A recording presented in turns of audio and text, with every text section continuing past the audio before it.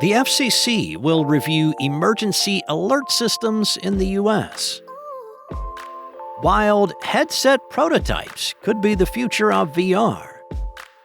And HBO Max plans aggressive crackdowns on password sharing starting next month. It's Friday, August 8th, and here's a quick look at tech in the news this morning from Engadget.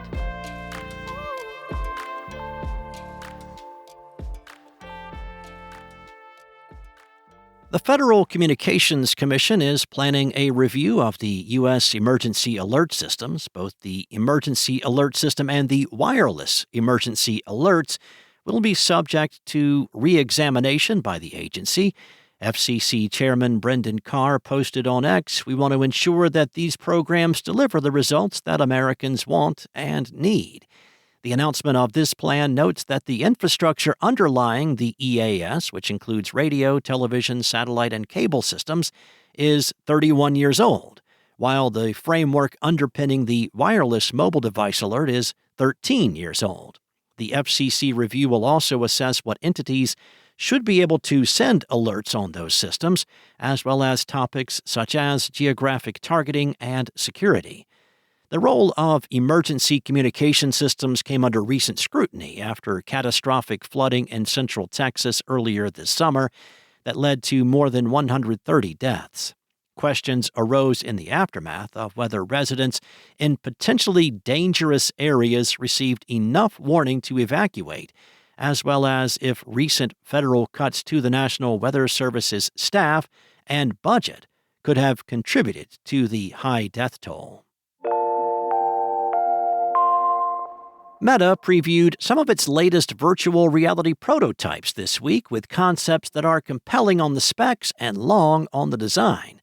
The company shared some details on its Tiramisu project, dubbing it hyperrealistic VR. Now, this set promises 3 times the contrast, 14 times the maximum brightness, and about 3.5 times the angular resolution of the Meta Quest 3. Now, one of the goals for Reality Labs' research optics, photonics, and light systems team is to create a virtual reality experience that is indistinguishable from the real world, or what it calls a visual Turing test. But the team achieved that quality with some trade-offs. Tiramisu has a limited field of view of just 33 degrees by 33 degrees, compared to the 110 degrees horizontal and 96 degrees vertical of the Meta Quest 3. And the form factor is currently a pretty bulky beast. The other prototypes detailed in the company's blog post are Boba 3 headsets. These mixed and virtual reality headsets offer an ultra-wide field of view. All 3 projects will be on display during the SIGGRAPH 2025 conference in Vancouver next week. Well, another major streaming platform is set to crack down on password sharing. J.B. Perrett, head of streaming and gaming at Warner Bros. Discovery, just told investors that HBO Max will begin an aggressive messaging campaign about the practice beginning next month. Beyond stricter messaging, the company is looking to close any and all loopholes that allow users to share account passwords by the end of the year. Perrett said the company has been testing to determine who is a legitimate user. Now, the company hopes that these actions will reap financial rewards, with Perrett saying that the real benefit will start probably in the fourth quarter and then kick in 2026. Now, this is not a desperation move. HBO Max has actually been doing pretty well, despite consistent name changes, as it added 3.4 million new subscribers this quarter.